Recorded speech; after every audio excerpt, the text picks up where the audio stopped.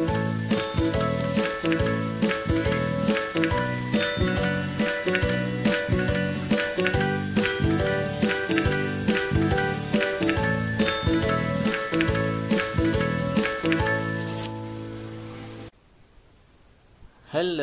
assalamualaikum warahmatullahi wabarakatuh. Ketemu lagi dengan saya Gio Satriani dalam seri video pembelajaran bahasa Inggris online. Dan pada video kali ini kita kembali belajar materi intermediate grammar ya. Grammar di level yang kedua. Nah, apa yang akan kita pelajari pada video kali ini? Sebelum kita masuk pada materi, saya ingatkan lagi bagi teman-teman yang belum subscribe nih ya. Jadi sekarang klik tombol subscribe-nya dan juga nyalakan tombol loncengnya agar teman-teman tidak ketinggalan update video materi-materi bahasa Inggris yang lain dari saya ya, yang tentunya akan sangat berguna untuk teman-teman semuanya. Oke, sekarang kita masuk pada materi kali ini. Ya. Kita lanjutkan materi intermediate grammar ini pada lesson yang ketiga, yaitu tentang modal auxiliary. Apa itu modal auxiliary? Nah, jadi pengertian dari modal auxiliary ya, adalah kata kerja bantu ya, kata kerja bantu yang memberi makna tambahan pada kata kerja utama. Kata kerja utama atau istilahnya ordinary verb ya. Nah, jadi bagi teman-teman yang belum paham atau mungkin lupa ya, apa itu auxiliary, apa itu ordinary, bisa cek kembali materi tentang verb atau kata kerja ya. Nah, link akan saya sertakan pada kolom deskripsi. Silakan dicek nanti ya. Oke. Nah, jadi ini pengertian dari modal auxiliary ya. Jadi modal auxiliary itu salah satu auxiliary ya, kata kerja bantu. Nah, jadi kalau kita kembali pada materi auxiliary verb ya, auxiliary itu ada dua, ada primary auxiliary dan ada modal auxiliary. Nah, jadi jika primary auxiliary itu tidak punya makna, modal auxiliary ini dia memberi makna tambahan ya. Jadi dia punya makna. Artinya bisa berdiri sendiri ya sebagai kata dengan makna. Gitu ya. Dan memberi makna tambahan pada kata kerja utama. Kita lihat contoh, misalnya di sini ada kalimat Mary sings. Artinya apa Mary sings? Mary bernyanyi, itu ya, Mary bernyanyi. Oke, itu saja, di sini tidak ada auxiliary-nya ya. Kemudian contoh yang kedua, Mary can sing. Mary bisa bernyanyi. Nah, jadi tetap subjeknya Mary, kata kerjanya bernyanyi. Nah, cuman pada contoh yang kedua di sini ada modal ya, ada modal auxiliary yaitu can. Ya, sebagai penambah makna bisa. Jika pada kalimat pertama sekedar Mary bernyanyi, kalimat kedua ini Mary bisa bernyanyi. Nah, jadi ada penekanan bisa. Nah, ini yang dimaksud dengan memberi makna tambahan pada kata kerja utama. Nah, sekarang kita bisa lihat anggota-anggota dari modal auxiliary ya. Right, di sini ada dua kolom ya. Ada dua kolom. Kalau teman-teman perhatikan pada kolom yang pertama ini modal auxiliary semuanya berupa satu kata. Pada kolom yang kedua, nah ini lebih dari satu kata ya. Ada dua kata, bahkan ada yang tiga kata. Nah, apa bedanya? Sebetulnya tidak terlalu esensial ya. Nah, cuman ini bisa dikategorikan yang satu kata ini ada yang menyebutnya sebagai simple modal. Ya, sementara yang lebih dari satu kata ada yang mengistilahkan dengan phrasal modal. Ya, referensi yang lain ada yang mengistilahkan ini modal murni gitu ya. Sementara yang sebelah kanan ini yang lebih dari satu kata disebut dengan modal yang tidak murni gitu ya.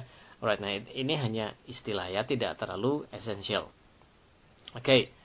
Nah, sekarang kita lihat ya satu persatu dari anggota modal ini. Nah, yang pertama ada will ya, will, kemudian would.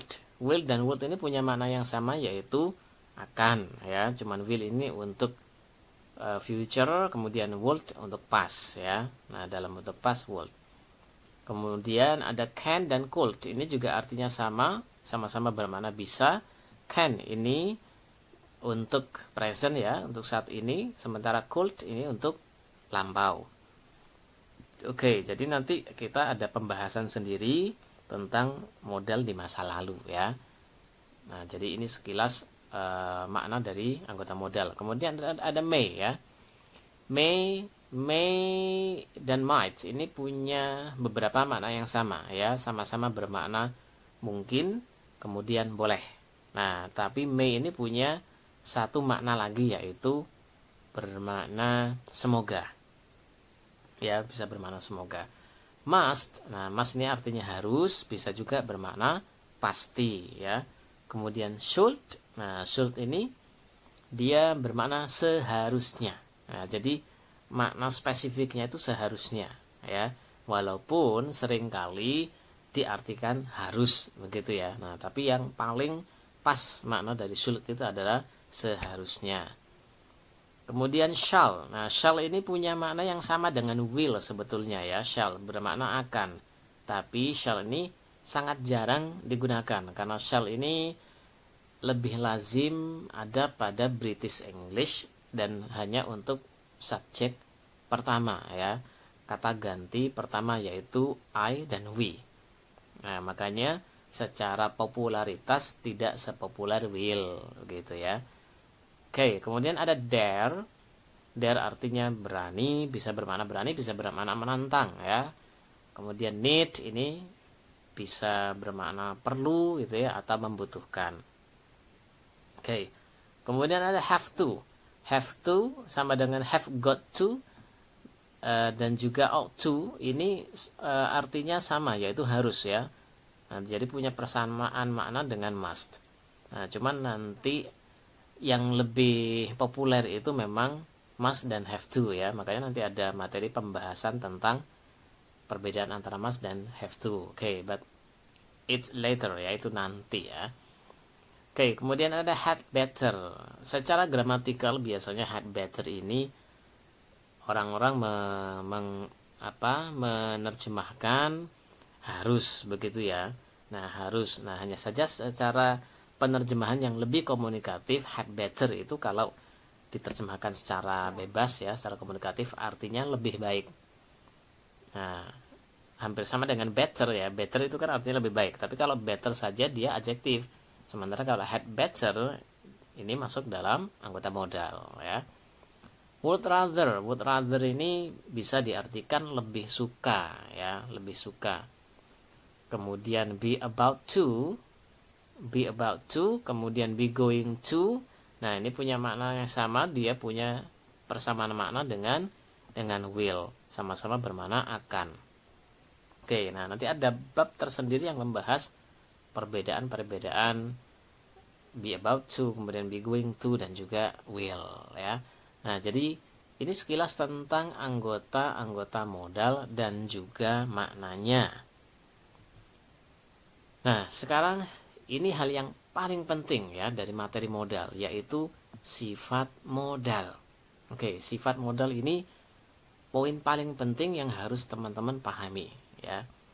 Setelah tahu anggotanya dan juga maknanya, nah kemudian teman-teman harus tahu sifat dari modal, karena sebagian besar pembelajar bahasa Inggris pemula itu ya, beginner itu sering salah dalam menggunakan modal.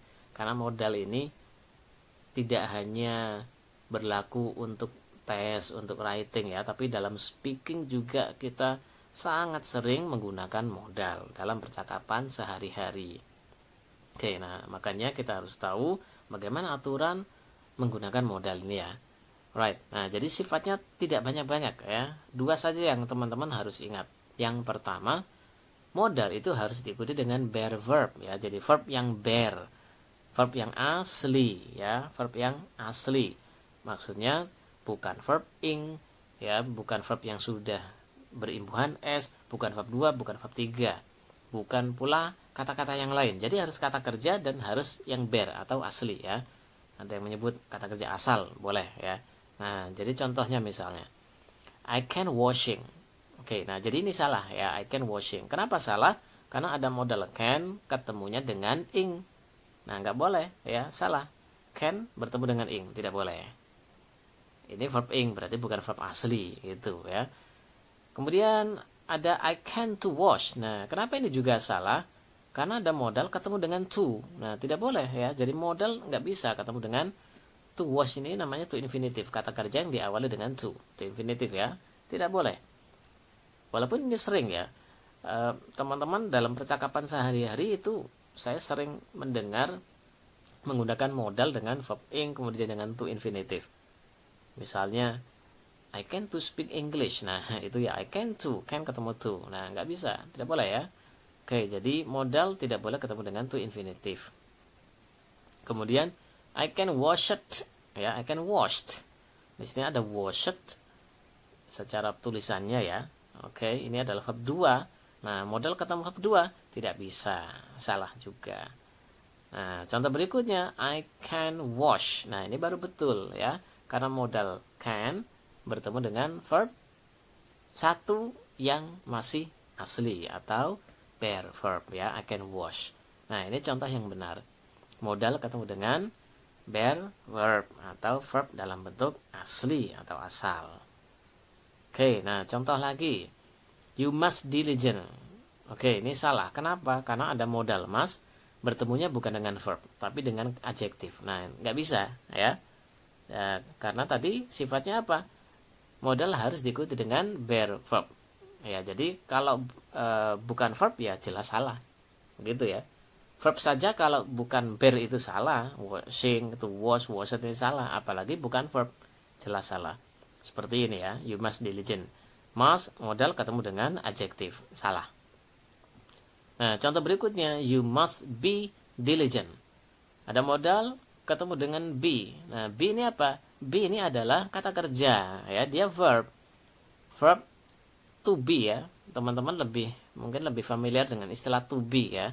Nah, to be dalam bentuk yang asli itu ya seperti ini, be ini ya.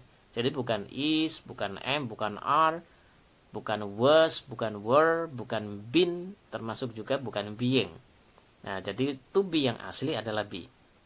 Oke, nah jadi apabila ada modal ketemu dengan adjektif atau adverb atau noun ya, maka harus didahului dengan be sebagai kata kerjanya.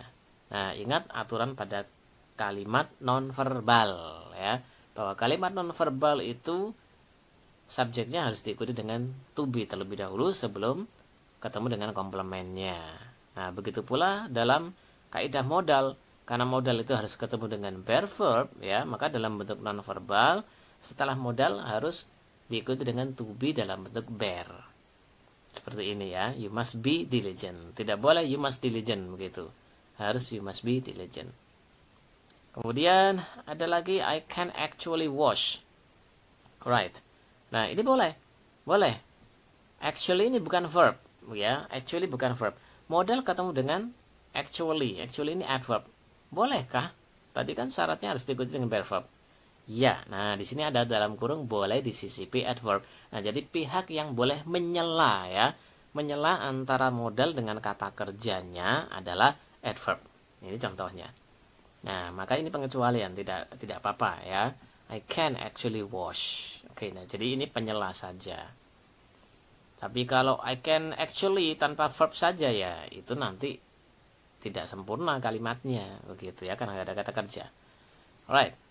Contoh lagi, you must immediately be diligent. Nah, ini juga sama ya, setelah must modal disisipi adverb baru kemudian kata kerja be.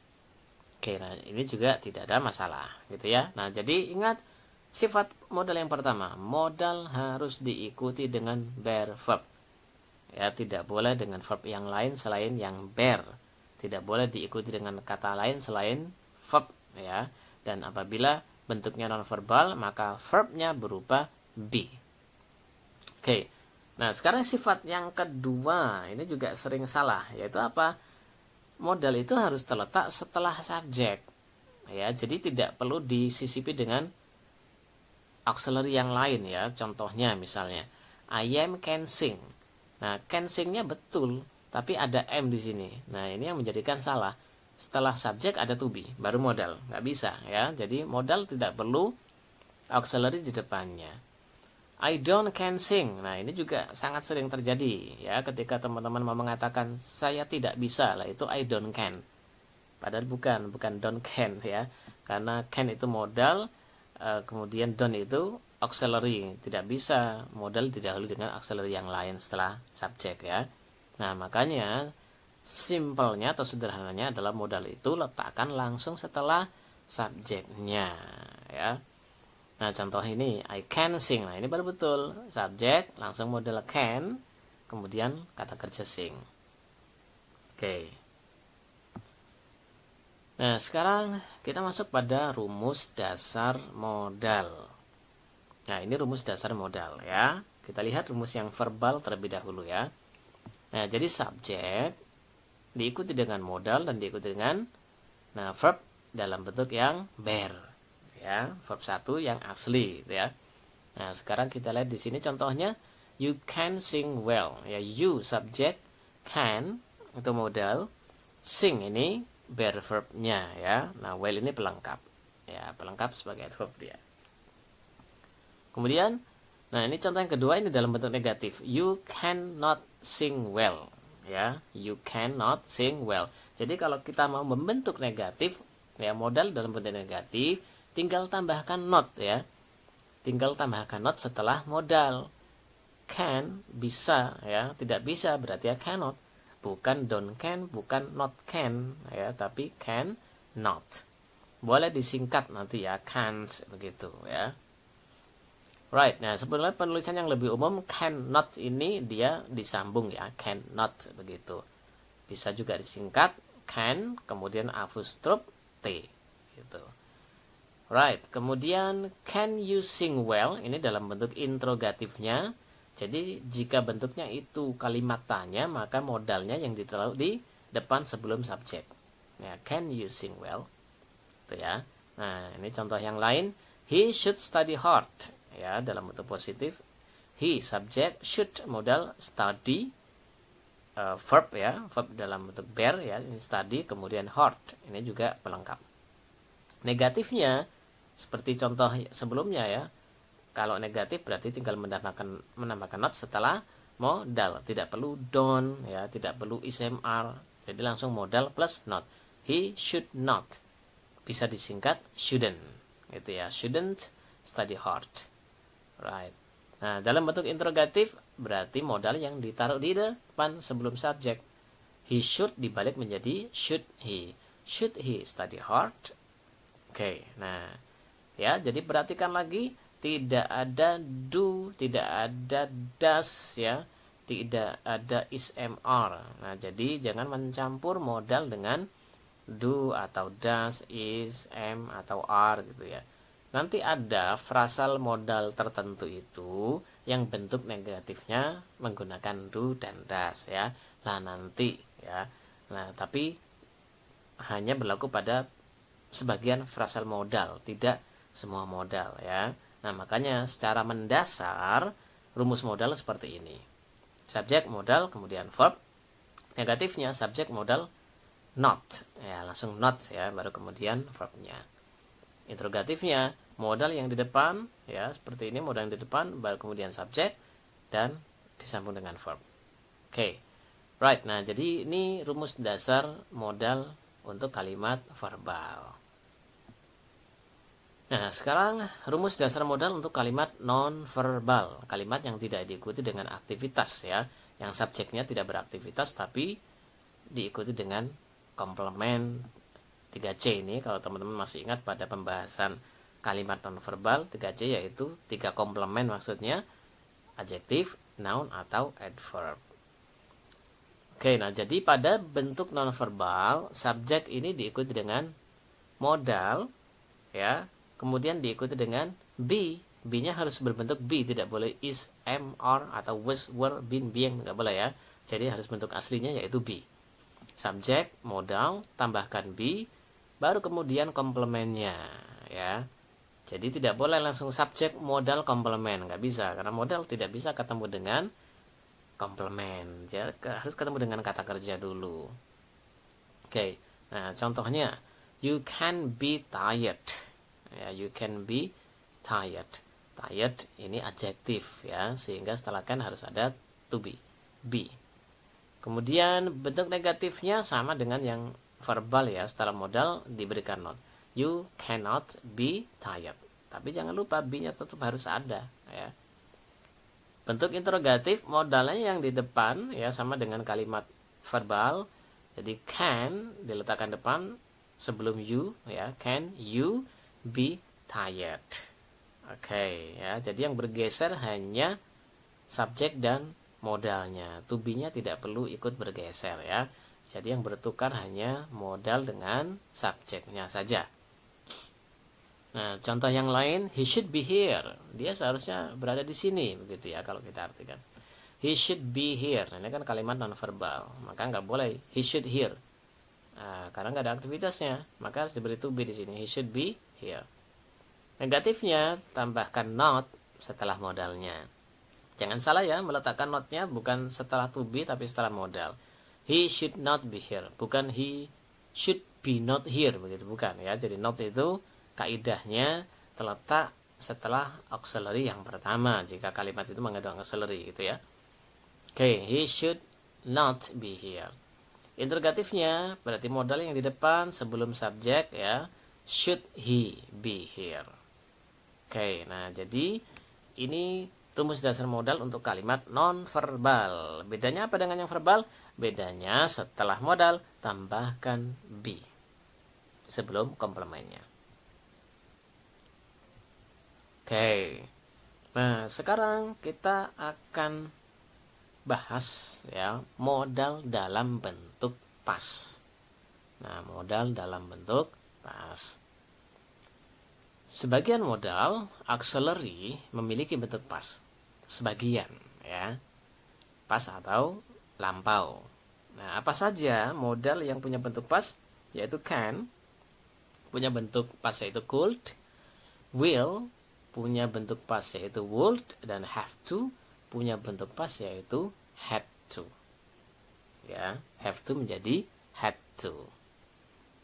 Nah, contoh misalnya, she can sing now. Dia bisa bernyanyi sekarang. Karena present maka yang dipakai adalah can. She could sing 2 years ago. Nah, di sini menggunakan could, bukan menggunakan can. Kenapa? Karena 2 years ago, ada keterangan waktu 2 tahun yang lalu, 2 years ago ya, ini pas. Maka tidak boleh kita mengucapkan atau menuliskan she can sing ya 2 years ago, nggak bisa. Karena pas, maka can-nya harus dirubah menjadi could. Sing ya tetap sing, jangan singnya dijadikan verb 2 ya. Kadang-kadang teman-teman yang belum tahu hukum dari modal, maka modalnya tetap pakai modal verb 1 ya. Ya, modal bentuk pertama, kemudian kata kerjanya atau aktivitasnya yang dijadikan verb 2. Nggak bisa. Ingat ya, ingat lagi sifat dari modal harus ketemu dengan verb ya, verb 1 dalam bentuk bear ya, tidak boleh verb 2. Nggak bisa. Jadi apabila ceritanya itu di masa lalu, maka modalnya yang dijadikan pas, bukan ordinary verb atau aktivitasnya, bukan ya. Oke, nah ini contohnya. She could sing 2 years ago. Contoh yang lain, I have to go to Paris every weekend. Nah, ini present ya, setiap minggu, setiap pekan. Berarti dia present karena ada kata setiap. I have to, aku harus ya. I have to go to Paris. Aku harus pergi ke Paris every weekend. Nah, modalnya di sini have to. Apabila keterangan waktunya menjadi pas, maka have to-nya berubah menjadi had to. Seperti contoh ini ya. I had to go to Paris yesterday. Karena ada yesterday, berarti ini konteksnya adalah konteks pas. Maka have to-nya berubah menjadi had to. Alright, nah jadi tiga ini saja modal yang punya perubahan dalam bentuk pas. Bagaimana dengan modal yang lain? Kan banyak tuh modal, masih ada banyak ya. Bagaimana cara membentuknya dalam bentuk pas? Nah, kita lihat sekarang. Modal yang tidak punya bentuk pas harus menggunakan rumus perfect. Ya. Nah, jadi apabila pada kalimat yang kita buat ketika kita bercerita, kita menulis misalnya ya. Nah, di situ kita memerlukan modal, sementara peristiwanya itu terjadi di masa lalu. Bagaimana? Kalau modalnya sudah punya bentuk pas mah gampang, seperti ya, yang tadi ya. Bagaimana dengan modal yang lain yang tidak punya bentuk pas? Nah, yang tidak punya bentuk pas maka harus menggunakan rumus perfect. Apa itu rumus perfect? Teman-teman mungkin masih ingat present perfect, yaitu subject plus have atau has ketemu verb 3 itu ya. Nah, itu perfect. Nah, jadi ada istilah rumus perfect ya. Oke, ini bukan istilah yang selalu dipakai ya. Jadi sebagian orang mengistilahkan rumus perfect gitu. Karena kenapa disebut rumus perfect? Nah, karena rumusnya subject plus modal plus have plus verb 3. Nah, have plus verb 3 ini kan karakter dari tenses perfect ya, present perfect. Nah, jadi apabila kita menggunakan modal sementara aktivitasnya terjadi di masa lalu ya, dan modalnya tidak punya bentuk pas sendiri, maka kita menggunakan rumus seperti ini ya. Nah, ini dalam bentuk verbal ya, subjek modal have plus verb 3. Jika non verbal maka tinggal menambahkan been setelah have ya, subjek modal have been 3 komplement. Contoh misalnya, you should have studied last night. Oke, should ini termasuk yang tidak punya bentuk pas ya. You should have studied last night. Kamu seharusnya belajar semalam. Nah, ada kata seharusnya, ini kan modal. Semalam itu bentuk pas. Nah, maka kita tidak bisa menggunakan you should studied, nggak boleh ya. Should itu modal studied verb 2, nggak bisa.